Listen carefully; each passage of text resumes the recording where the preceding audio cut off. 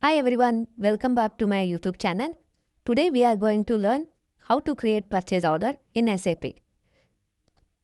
So before creating purchase order, let us understand what is purchase order. Purchase order is a document which will be sent to a supplier to supply the goods and services on a agreed terms and conditions.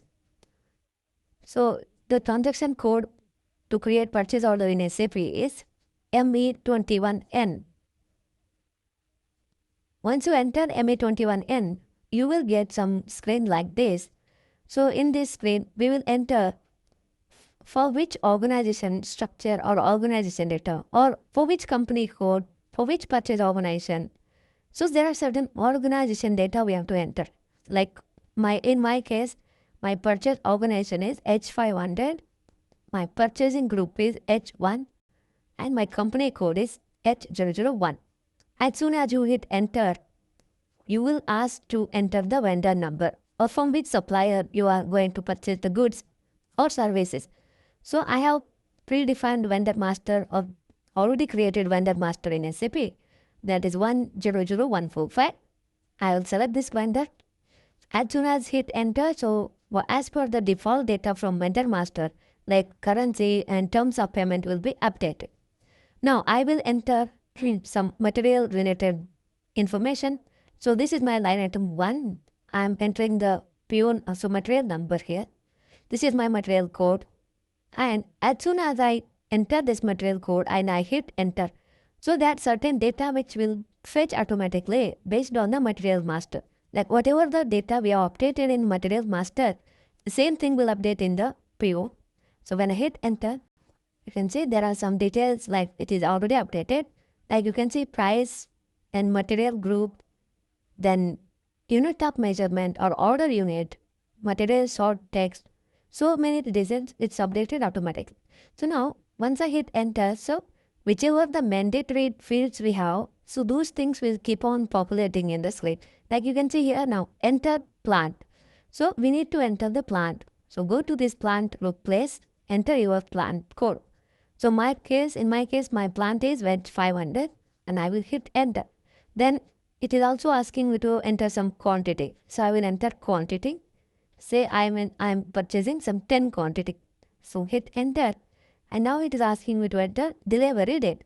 Like when you want to get this delivery. As per the terms and condition agreed with the vendor or supplier. So they may have given some tentative date. So that date I have to enter it over here. So let me select some date here. Say they have agreed up to 15th of August. So I will enter 15 August and hit enter. So I'm not getting any mandatory fields furthermore.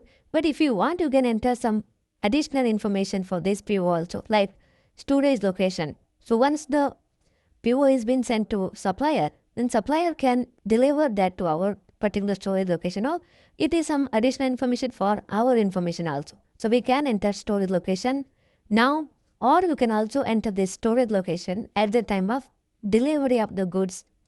So it's all up to you as per your requirement. Whenever you want to enter, you can enter. So let me enter storage location also right now and hit enter. So once you enter all of this required information for the creation of the PO, now click on this check. So when you click on this check button, so it will check whether is there anything is wrong or anything is miss or incorrect data is updated. If anything is there, then it will show you the error message as incorrect, something is missing, or whatever the data is missing, it will show you. But since I have entered all the details in this PO, so I am not getting any error message. Now I'm getting this information message that is no message issued during check. It means everything is correct. So once you check this, now click on save. When you click on save or Control S from your keyboard, it will create a purchase order. So this is my PO number 91000083.